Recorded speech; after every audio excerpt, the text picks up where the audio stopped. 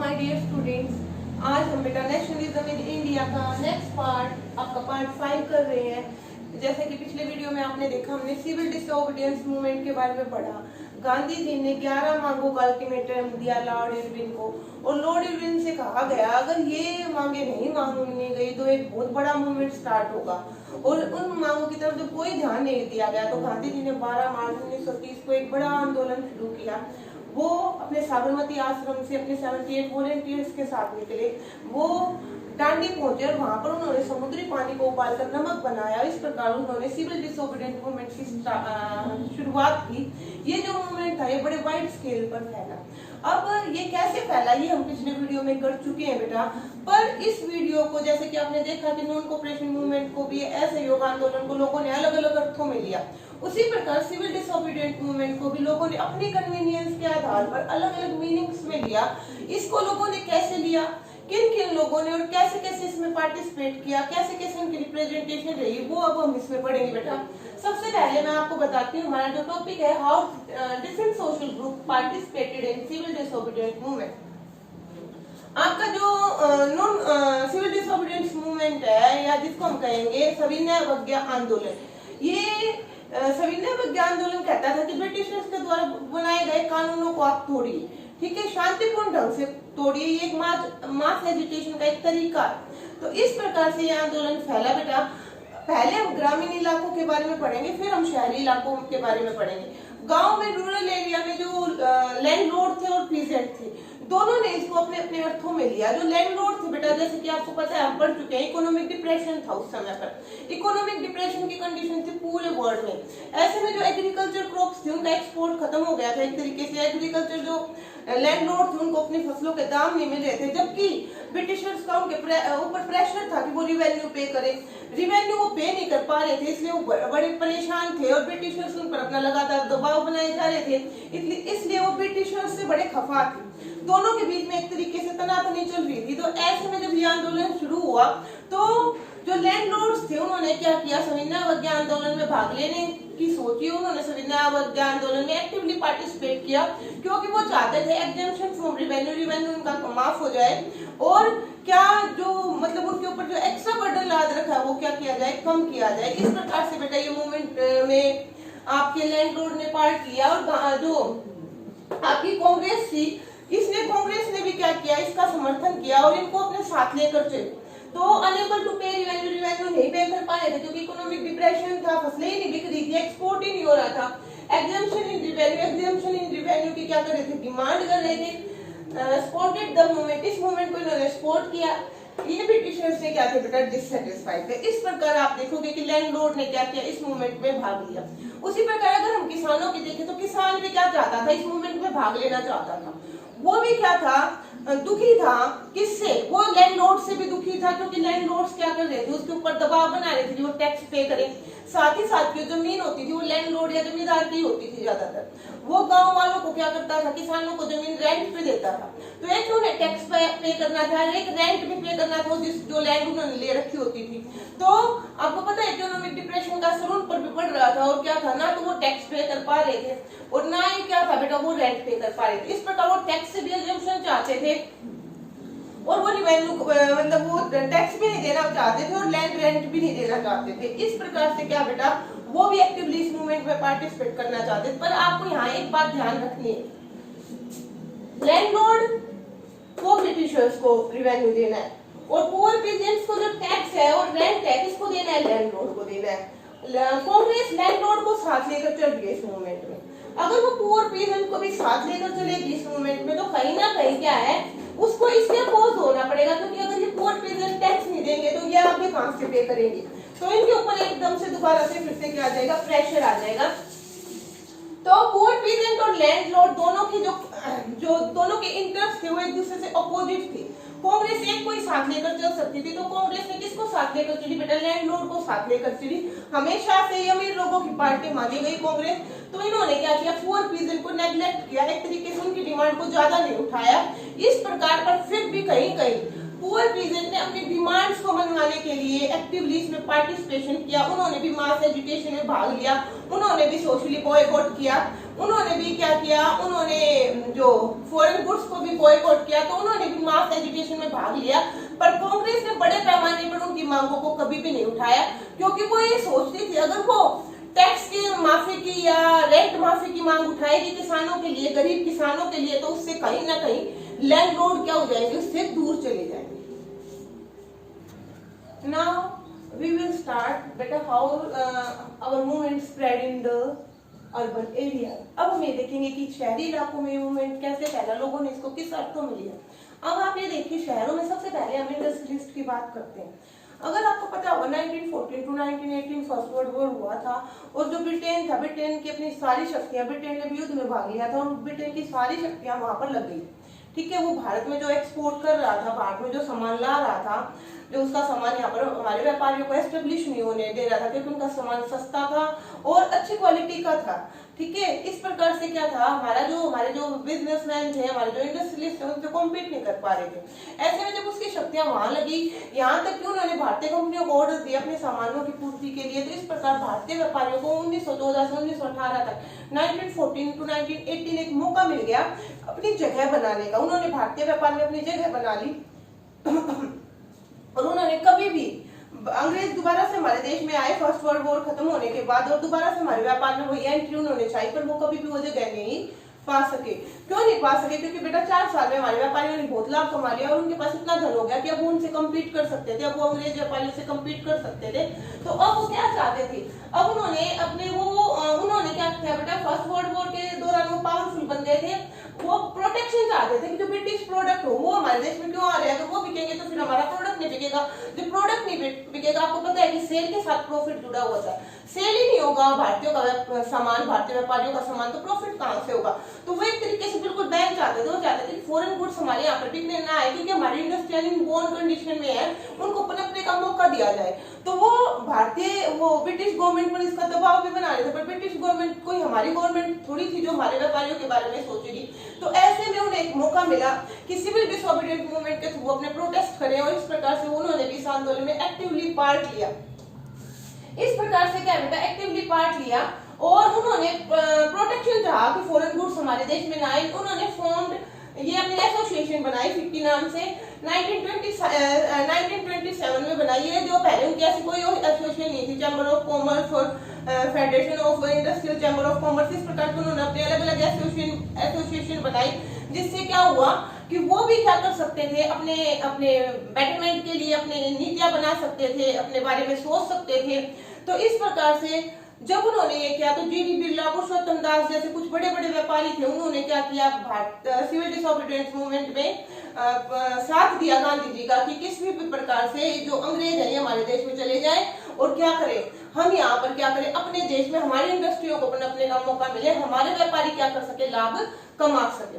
तो इस प्रकार आपने देखा कि इंडस्ट्रियलिस्ट बिल्कुल नहीं चाहता था कि जो अंग्रेज व्यापारी है वो यहाँ पर रुके, वो उनको बाहर निकालना चाहते थे, क्योंकि जब तक वो यहाँ थे तो उनको क्या था, ज्यादा प्रेशर था उनके ऊपर, उन्हें कम्पीट करना पड़ रहा था और वो इनबोर्न कंडीशन में थे, उनको पास इतना भी सामर्थ्य नहीं था। पर फिर भी क्या था, वो इस आंदोलन का हिस्सा बने, क्योंकि उनकी उम्मीदें थी कि ये जब ये आंदोलन सक्सेसफुल हो जाएगा तो सारी समस्याएं क्या हो जाएंगी, खत्म हो जाएंगी। उसके बाद देखिए बेटा वर्कर्स ने भी एक्टिवली पार्ट लिया। वर्कर्स ने भी नागपुर में आप देखो गोदी कामगारों ने गांधी टोपी पहनकर प्रोटेस्ट किया। ज्यादातर वर्कर की जो समस्याएं थी, वर्कर अपनी समस्याओं को लेकर प्रोटेस्ट कर रहे थे और सिविल डिसोबीडिएंस मूवमेंट का पार्ट बन रहे थे। पर उनका जो एजुटेशन था वो साइलेंट था, वो पीसफुल था, वो मास एजुकेशन कर रहे थे, वो सोशली बॉयकॉट कर रहे थे लोगों का, जिनका उन पर बुरा इन्फ्लुएंस था। उसके साथ साथ वो क्या कर रहे थे, फॉरेन गुड्स को बॉयकॉट कर रहे थे। उनकी जो लड़ाई थी वो एक तरीके से इंडस्ट्रियलिस्ट के भी खिलाफ थी, एक तरीके से ब्रिटिशर्स के भी खिलाफ थी। वो बेटर कंडीशन चाहते थे, बेटर पे स्केल चाहते थे, बेटर सैलरी चाहते थे, बेटर स्टैंडर्ड ऑफ लिविंग चाहते थे एक तरीके से। तो यहाँ पर आपको देखना पड़ेगा कि जो सिविल डिसोबीडिएंट मूवमेंट है उसमें किसकी भागीदारी ज्यादा रही, उसमें व्यापारियों की भागीदारी ज्यादा रही या आपके वर्कर्स की रही। जैसा कि आपको पता है कि वर्कर्स की भागीदारी इसमें कम रही, क्योंकि इंडस्ट्रियलिस्ट को साथ लेकर चल रही थी कांग्रेस, इंडस्ट्रियलिस्ट को साथ लेकर चल रही थी। अगर वो वर्कर्स को ज्यादा सपोर्ट करती तो वर्कर की मांगे और उनकी मांगों में क्या था, कॉन्फ्लिक्ट था। वर्कर ऐसी मांगे चाहता था जिससे इंडस्ट्रियलिस्ट पर दबाव बने, ठीक है ना, और इंडस्ट्रियलिस्ट इनको ज्यादा पे करेगा तो उसका प्रॉफिट कम हो जाएगा। तो इंडस्ट्रियलिस्ट को साथ लेकर चल रही है, तो वर्कर्स को क्या करना पड़ा, उसको नेग्लेक्ट करना पड़ा और कहीं ना कहीं उसने वर्कर्स की क्या की, अनदेखी की। पर फिर भी वर्कर्स क्या करा, जैसे कि आपने देखा कि छोटे किसानों की भी अनदेखी हुई, पर वो भी इस मूवमेंट का हिस्सा बने। उसी प्रकार से क्या है, आपके वर्कर्स भी क्या थे, इस मूवमेंट का हिस्सा बने। उसके बाद देखिए बेटा, ये पहला मूवमेंट था जिसमें महिलाओं ने भागीदारी दिखाई। महिलाओं की भागीदारी रही इस मूवमेंट में, महिलाएं इस मूवमेंट में भागीदार आई। महिलाएं पहली बार घर से निकल कर आई और ज्यादातर जो महिलाएं थी वो अपर क्लास की थी और अपर मिडिल क्लास की थी। ये महिलाएं घर के बाहर निकली, इन्होंने भी आंदोलनों में हिस्सा लिया, ये भी मास एजुटेशन में रही, ये भी सड़कों पर जुलूसों में निकली, इन्होंने भी प्रोटेस्ट किया। पहली बार किसी आंदोलन में महिलाओं की भागीदारी आई। नहीं तो आप अगर कांग्रेस की हिस्ट्री भी निकाल कर देखोगे तो महिलाओं की प्रेजेंस केवल नाम मात्र की रही, सिंबॉलिक प्रेजेंस रही महिलाओं की इस संगठन में। पर सिविल डिसोबीडिएंट में महिलाओं ने भी अपना मतलब ये ड्यूटी समझी, अपनी ये पवित्र ड्यूटी समझी कि भाई वो भी क्या करें, आंदोलन में हिस्सा ले, और उन्होंने लिया भी। धीरे धीरे और वर्गों की भी महिलाएं उनसे जुड़ने लगी और महिलाओं ने क्या किया, इस आंदोलन में एक्टिवली पार्ट लिया। Now, better we will see that what are the limitations of civil disobedient movement. Civil disobedient movement की क्या कमियां रही जिसके कारण इस मूवमेंट में इतनी सारी समस्याएं भी आई। तो कमियां बहुत सारी थी। पहली समस्या दलितों को लेकर थी। दलित, ठीक है, कांग्रेस ने कभी भी दलित का साथ नहीं दिया। कांग्रेस हमेशा दलित से दूर ही रही, क्योंकि उसको बड़ा हाई कास्ट हिंदू, जो सनातनपंथी हिंदू जिनको कहा गया, उससे बड़ा डर लगता था, क्योंकि उसको उसी से सपोर्ट मिला हुआ था, वो उन्हीं की पार्टी मानी जाती थी, तो इसलिए उससे बड़ी डरी रहती थी और हमेशा दलितों से एक दूरी बनाकर रखती थी। जबकि जो सिविल डिसोबीडिएंट मूवमेंट था, इसमें पहली बार गांधी जी क्या दलितों के हकों के लिए आगे निकले। वो गाँव गाँव गए, उन्होंने दलितों को हरिजन का नाम दिया। हरिजन का मतलब भगवान का दूत कहा, उन्हें भगवान का बंदा कहा और उनका काम किया। उन्होंने मैला साफ किया, उन्होंने गांव में जाकर टॉयलेट साफ किए, जो काम दलित करते थे उनको करा और ये लोगों को रिकॉग्नाइज दिलाया, उनके काम को डिग्निटी दिलाई कि जब गांधी जी कर सकते तो कोई भी कर सकता है। गांधी जी ने लोगों को एहसास दिलाया कि दलितों को हमें छोटा नहीं समझना चाहिए, क्योंकि कोई भी काम करने से कोई व्यक्ति छोटा या बड़ा नहीं होता। काम तो किसी का कुछ भी हो सकता है, तो काम से हम व्यक्ति को नहीं रिकॉग्नाइज कर सकते। तो गांधी जी ने हर काम को रिस्पेक्ट दी और दलितों को समाज में ऊंचा स्थान देने के लिए उन्हें हरिजन वर्ड जो उनके लिए यूज किया, उन्हें भगवान का दूत बताया। तो कहीं ना कहीं गांधी जी इस मूवमेंट में जो हमारे दलित थे उनको साथ लेकर आए, क्योंकि उन्होंने कहा कि अगर आप देश को आजाद कराना चाहते हो तो कोई भी जो समाज का इतना बड़ा वर्ग जिसको हम दलित वर्ग कहते हैं, अगर हम उसको पीछे नेग्लेक्ट कर देंगे, उसको छोड़ देंगे, तो बेटा हम कभी भी आजादी गेन नहीं कर सकते। तो एक तरीके से उनकी विचारधारा बिल्कुल यहाँ पर ठीक थी। फिर से देखिए, Congress was afraid of high cast Hindu से डरी हुई थी कांग्रेस। गांधी जी ने उनको हरिजन कहा और उनके लिए उनके गाँव में जाकर जो वो काम करते थे, टॉयलेट्स वगैरह को क्लीन करा, डिग्निफाई किया एक तरीके से उनके काम को। can't put freedom without their participation। Gandhi ji ने कहा उनके बिना तो हम आजादी भाई प्राप्त ही नहीं कर सकते। तो इस प्रकार दलितों को गांधी जी इस मूवमेंट में बाहर की तरफ लाए। उसी समय बी आर अम्बेडकर, जो कि आपको पता है कि दलितों के नेता है, हमारे संविधान के रचयिता है, ठीक है, संविधान सभा के अध्यक्ष थे, उन्होंने क्या किया बेटा, दलितों के लिए एक पार्टी बनाई, ठीक है। अब वो दलितों के अधिकारों के लिए वो भी लड़ रहे थे। दूसरी तरफ उन्होंने डिप्रेस्ड क्लास एसोसिएशन नाम से एक पार्टी बनाई जो दलितों के लिए अधिकारों के लिए लड़ रही थी। और ये क्या डिमांड कर रही थी, सेपरेट इलेक्टोरेट की डिमांड कर रही थी, अलग निर्वाचन क्षेत्र की मांग कर रही थी। जिस प्रकार से आपने देखा होगा कि पाकिस्तान ने भी अलग निर्वाचन क्षेत्र की मांग की, मुस्लिम लीग ने, और उन्होंने अपने लिए अलग क्षेत्र मांगा। इस प्रकार एक नए राष्ट्र का विभाजन हो गया। तो गांधी जी इस मांग से बिल्कुल डरे हुए थे। गांधी जी ऐसा बिल्कुल नहीं चाहते थे कि ऐसा कोई अलग निर्वाचन क्षेत्र क्या हो, उनको मिले, और वो इस मांग का क्या करते थे, विरोध करते थे। और उन्होंने इस मांग का विरोध किया।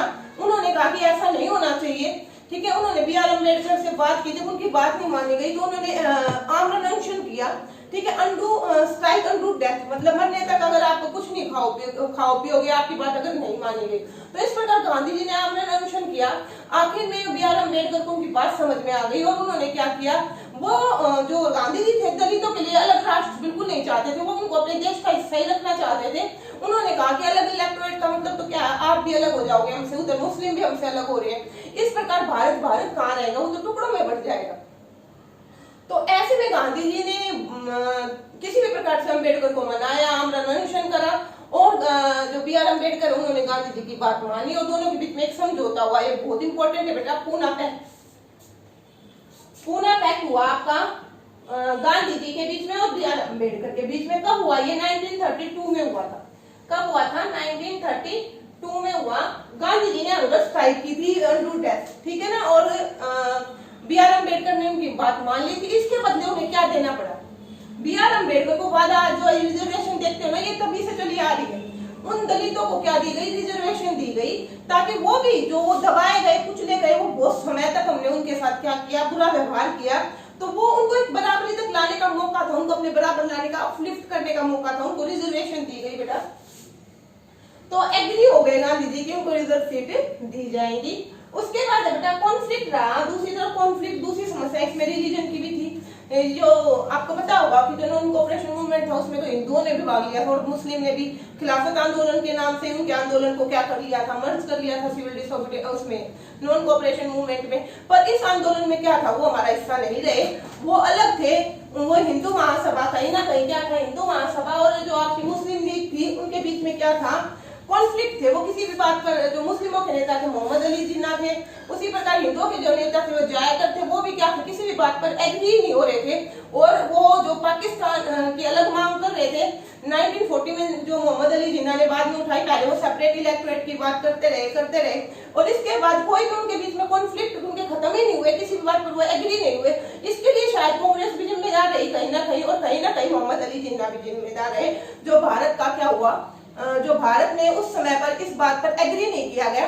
तो अब ये देखिए कि लिमिटेशंस क्या रही। एक तो यही रही, दलित को साथ लेकर नहीं चली पार्टी, पर दलित के लिए गांधी जी ने बहुत कुछ किया, ठीक है। फिर एक पूना पैक्ट हुआ 1932 में गांधी जी और अम्बेडकर के बीच में हुआ, जिसमें दलितों को जो सेपरेट इलेक्टोरेट की डिमांड थी उसको रेस्ट्रिक्ट किया गया, साथ ही साथ क्या दिया गया? उनको रिजर्वेशन दी गई।